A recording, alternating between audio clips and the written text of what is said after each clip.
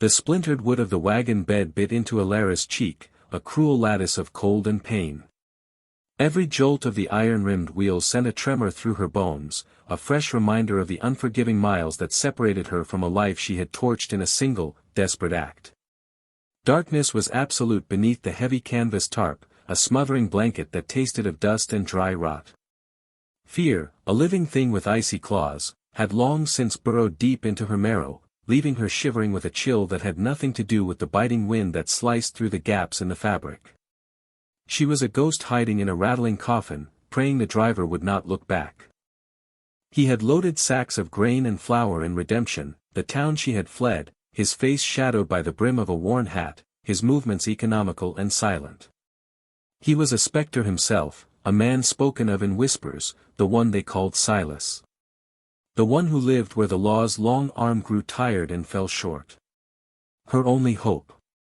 The wagon lurched to a final, jarring halt.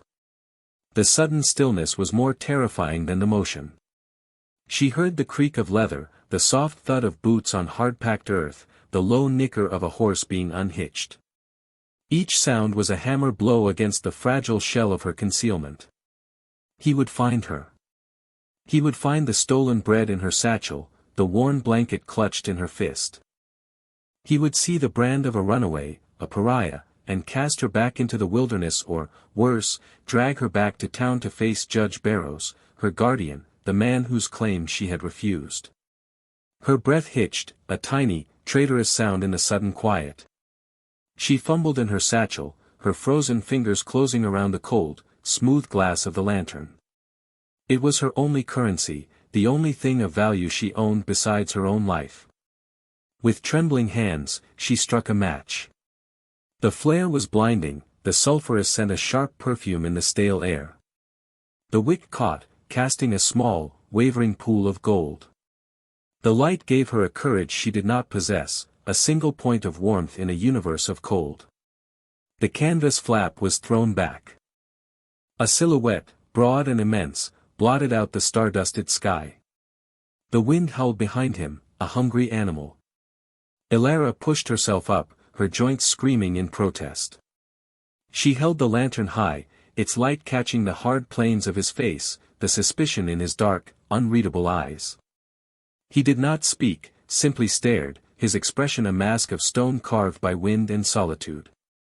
He was older than she'd imagined, his hair streaked with gray at the temples, his face a map of hardships she could only guess at. A tremor ran through her arm, but she held the lantern steady, a desperate beacon. Her voice, when it came, was a raw whisper, scraped from the depths of her throat. "I knew you were him." He said nothing for a long moment, the silence stretching until it became a physical weight. The lantern flame trembled, casting dancing shadows that made his face seem both savage and weary. He looked from her pale, determined face to the small lantern, then back again. His gaze missed nothing, the fine wool of her dress, now torn and soiled, the terror that swam in her wide eyes, the raw resolve that kept her from collapsing. He had seen desperation before, it was the common language of the plains. But this was different. This was a fragile bird that had somehow flown into the heart of a blizzard and, against all odds, had not yet fallen. He finally moved, stepping aside, his gesture curt. Out, his voice was low and gravelly, like stones grinding together. It was not a welcome, but a command. Alara scrambled from the wagon, her legs weak and clumsy. When her feet touched the ground, she nearly buckled, but caught herself, her pride a thin, brittle reed. She stood before him, small and shivering in the vast, open emptiness of his homestead. It was not a farm, but a fortress against the wilderness, a squat cabin of thick, dark logs, a sturdy lean-to for the horses, and a single, skeletal cottonwood clawing at the ink-black sky. The wind was a physical force here, trying to strip the very flesh from her bones. He took the lantern from her hand. His fingers brushed against hers, calloused and surprisingly warm. The brief contact sent a shock through her, a flicker of heat in the overwhelming cold. He led the way to the cabin without a word. The inside was as stark as the out. A stone hearth dominated one wall, its embers glowing a dull, angry red. A rough-hewn table, 2 chairs, a bed built into the far wall.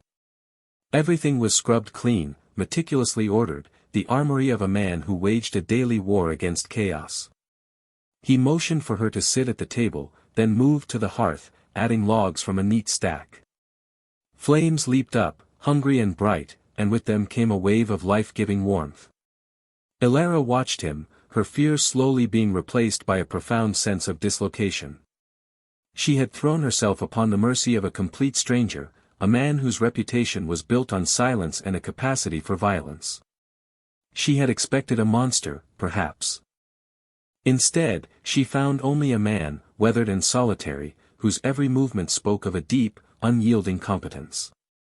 He poured water into a tin pot and set it over the fire, then turned to face her, leaning against the stone of the hearth. The firelight played across his features, softening the harsh lines. "Judge Barrows," he stated. It wasn't a question. Elara flinched as if struck. She could only nod, her throat too tight for words. The name itself was a brand, a claim of ownership she had fought to escape. "He'll come looking," Silas said, his voice flat. "Men like him don't take kindly to losing property." The word property hung in the air, ugly and sharp. She finally found her voice, though it was thin and reedy. "I am not his property." Silas's eyes held hers. For the first time, she saw something flicker in their depths, not pity, but a kind of weary understanding. "Doesn't matter what you are.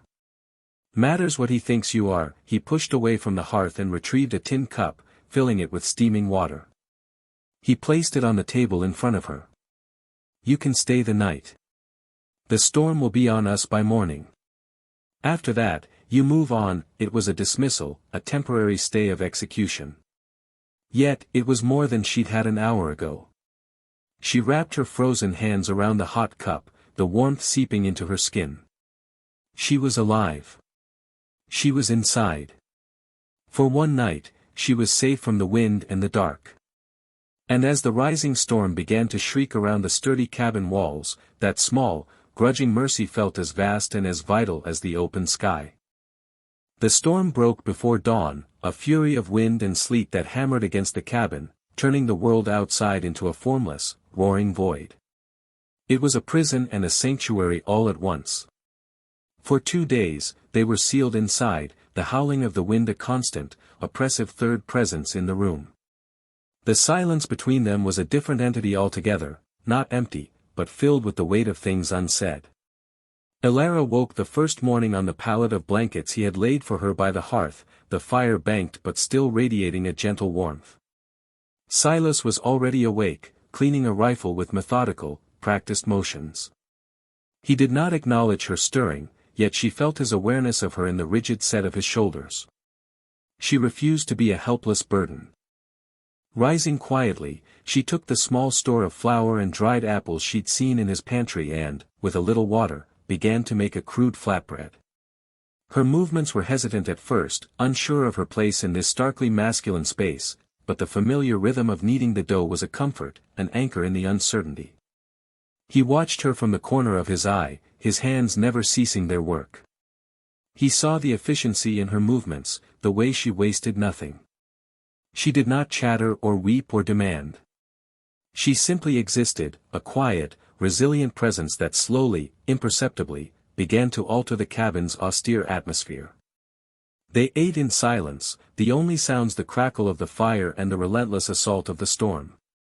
The bread was plain, but it was hot, and it was something she had made. A small offering. A quiet declaration that she was more than just a refugee. Later, she found his mending kit, a simple collection of thick needles and waxed thread, and set to work repairing a tear in one of his canvas saddlebags. The work was meticulous, requiring focus. It allowed her to observe him without being obvious. She watched him oil his leather harnesses, his hands large yet deft. She saw the way he moved, with an economy born of a life stripped down to its essentials. There was no wasted energy, no superfluous gesture. He was a part of the harsh landscape, shaped by it, as enduring and unadorned as the rock and timber of his home. He was a man who knew how to survive. She began to see that his silence was not emptiness, but a deep reservoir of thought. His solitude was not loneliness, but a deliberate choice. He had built this life for himself, a bulwark against a world he clearly wanted no part of. Her intrusion was a crack in that wall, and she did not know if he meant to repair it by casting her out or by fortifying it around her. On the second day, the storm's fury lessened slightly, but travel was still impossible. He spent the afternoon sharpening an axe, the rhythmic scrape of stone against steel filling the cabin. Elara, having run out of mending, simply sat by the fire, watching the flames. "He promised me to a business partner," she said suddenly, the words rushing out before she could stop them. "A man 3 times my age, with cruel hands and a wet mouth." For a parcel of land, Silas did not stop his work, but the rhythm faltered for a fraction of a second.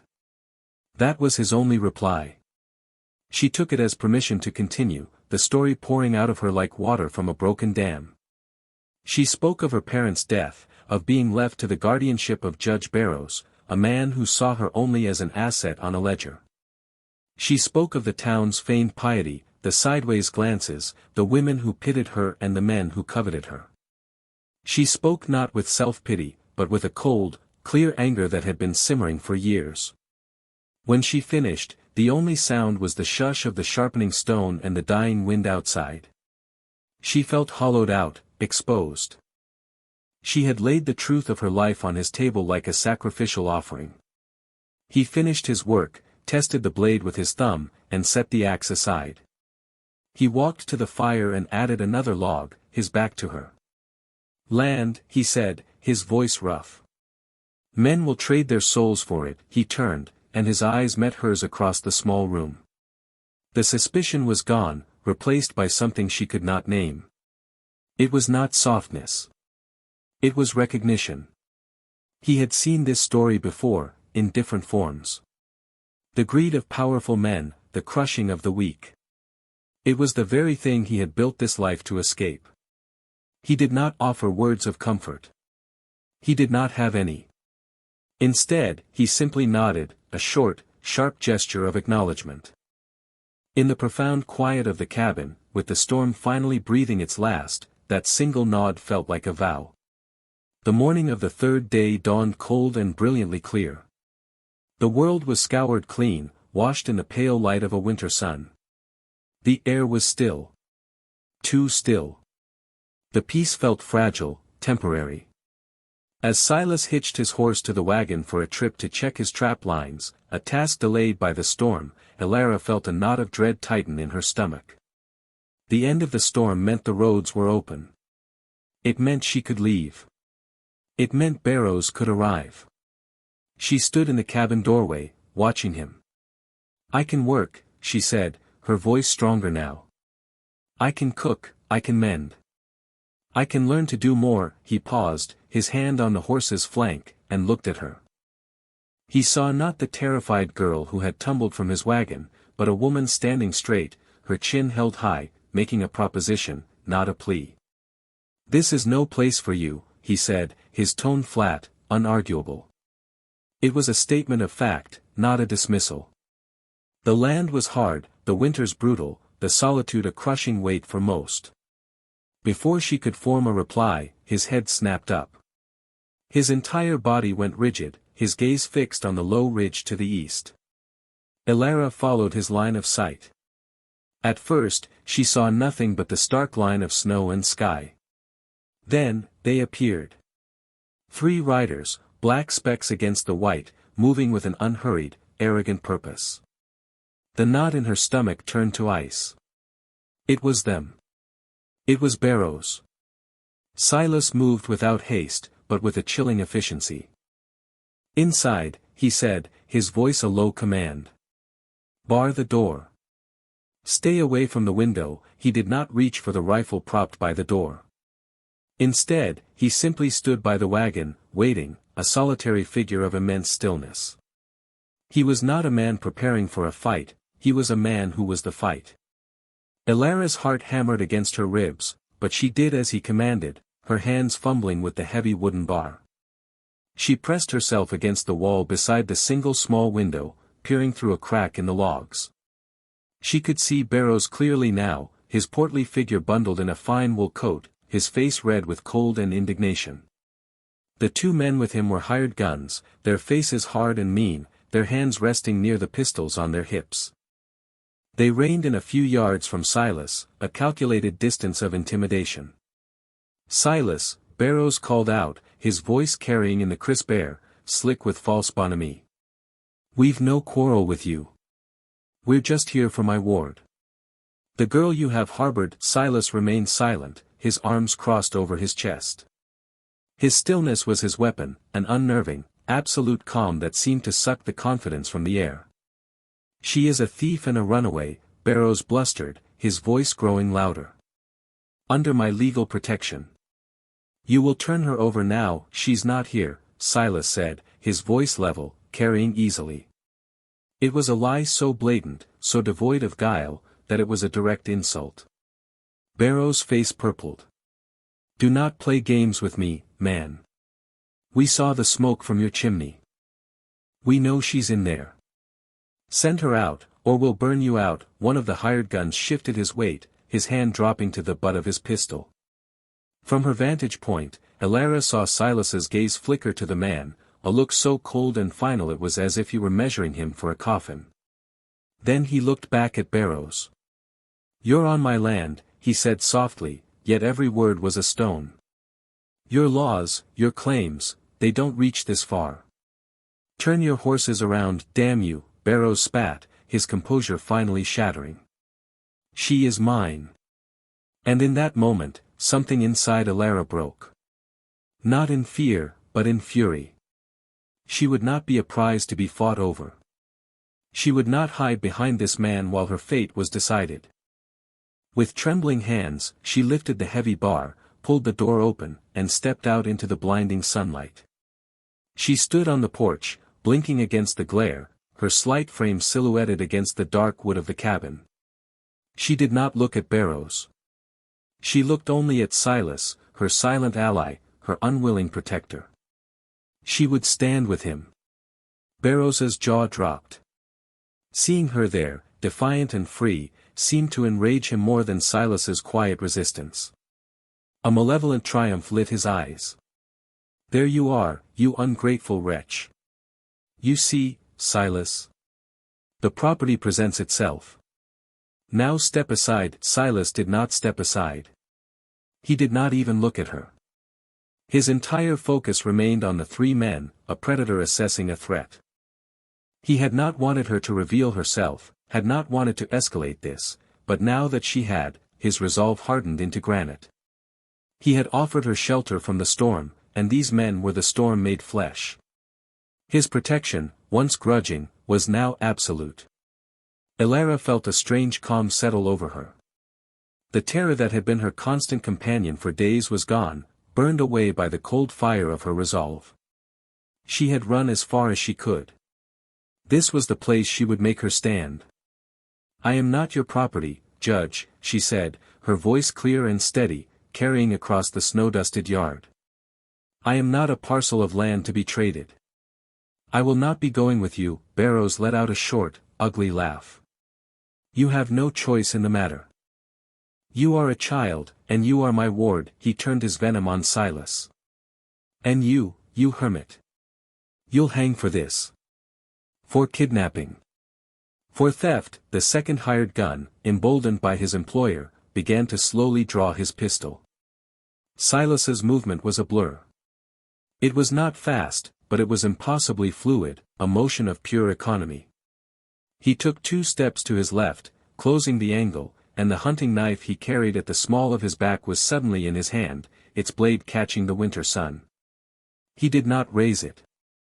He simply held it, the point angled slightly downward. It was not a threat, it was a promise. "The last man who drew a gun on me is buried on that hill," Silas said, his voice still quiet, yet it cut through the air like the edge of his blade. He thought his friend would be fast enough to help him. He was wrong. He looked from one hired gun to the other. "There are 2 of you. But I only need to be faster than the first 1 inch. The silence that followed was absolute. The hired guns froze, their bravado evaporating in the face of such cold, mathematical certainty. They were here for coin, not to die in the snow over a girl for a pompous old man. They exchanged a look. Barrows saw the shift, the sudden wilting of his paid muscle. Panic flickered across his face. "You can't, the law, there is only one law here," Silas interrupted, his voice dropping even lower. "And I am its judge. Leave." Now, he took a single, deliberate step forward. It was enough. The first hired gun raised his hands slightly, a gesture of concession, and began to back his horse away. The second quickly followed suit. Barrows, sputtering with impotent rage, was left alone, his authority stripped bare, revealed as nothing more than a costume he wore in town.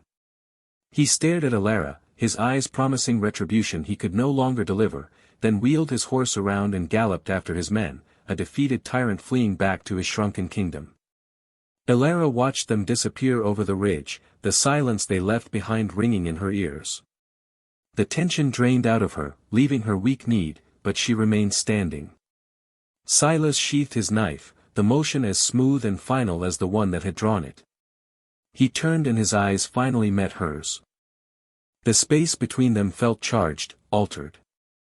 He looked at her, truly looked at her, and saw not a burden or a victim, but the woman who had opened the door and chosen to stand.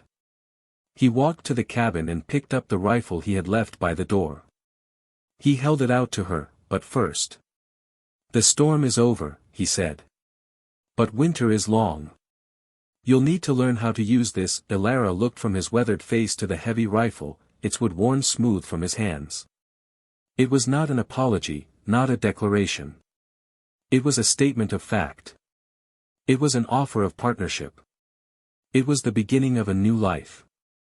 She reached out and took it, the weight of the steel and wood solid and real in her grasp. The cabin behind her was no longer a temporary shelter but a home. The vast, empty wilderness stretching before her was no longer a threat, but a sanctuary.